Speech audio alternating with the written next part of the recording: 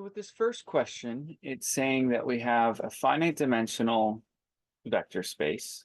So V is finite dimensional, and T is a linear transformation from V to V.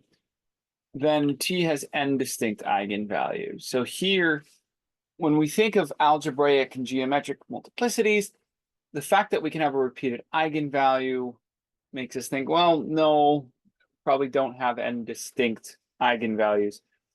And if I think of it, we're looking for simple counterexamples. If it's false, we're looking for a simple counterexample. Well, let T be the zero operator. Then Z of V equals the zero vector for all V. Thus, 0 is the only eigenvector, or eigenvalue, sorry. So because 0 is the only eigenvalue,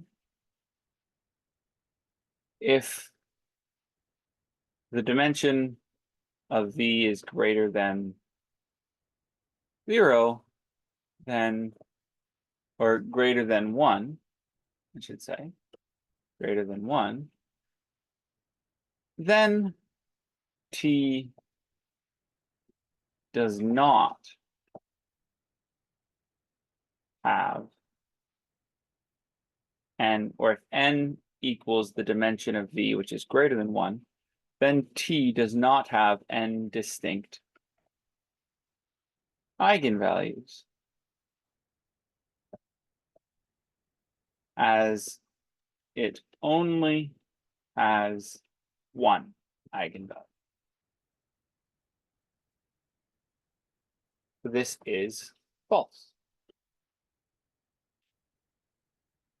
So now the second statement, if T mapping V to V has one non-zero eigenvector V, then it has an infinitely many eigenvectors.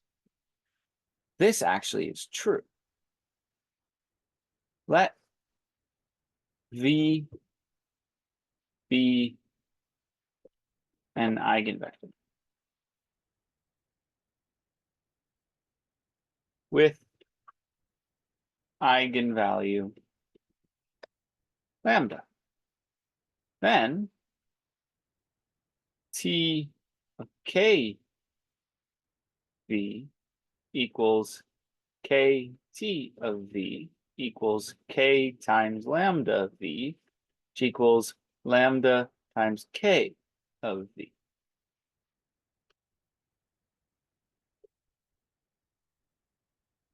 Well, and we'll start, we should say earlier, let K be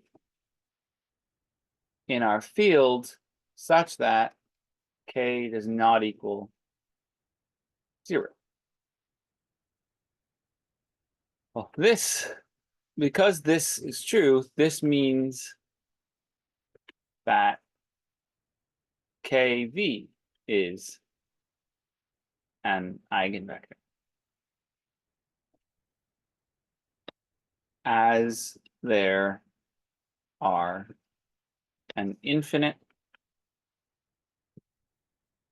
number of values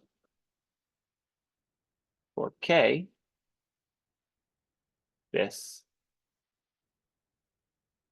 there are an infinite number of eigenvectors. Now, note,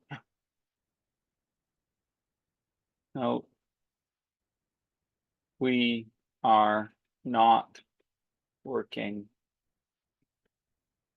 with finite fields. So later when you learn about finite fields, you'll learn that it's not quite an infinite number of eigenvectors if the field is a finite field. But in this case, yeah, we have a finite field. Or we're only working with infinite fields, so we're fine with this. So 3, eigenvalues must be non-zero scalars. Well, 3, this is going to be false. And the counterexample's the same counterexample that we had before here. Let T be the 0 operator. Then Z of V or T of V equals 0 times V. Thus, 0 is an eigenvalue. And now statement 4. V has finite dimensional, let T map V to V.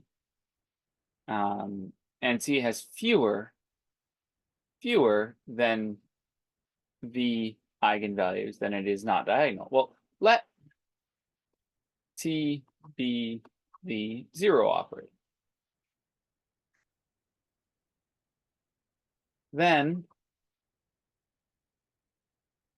the matrix representation of T given alpha, where alpha is any basis, is T alpha alpha equals 0, 0, 0, 0, 0 is everywhere else. This is, by definition, a diagonal matrix.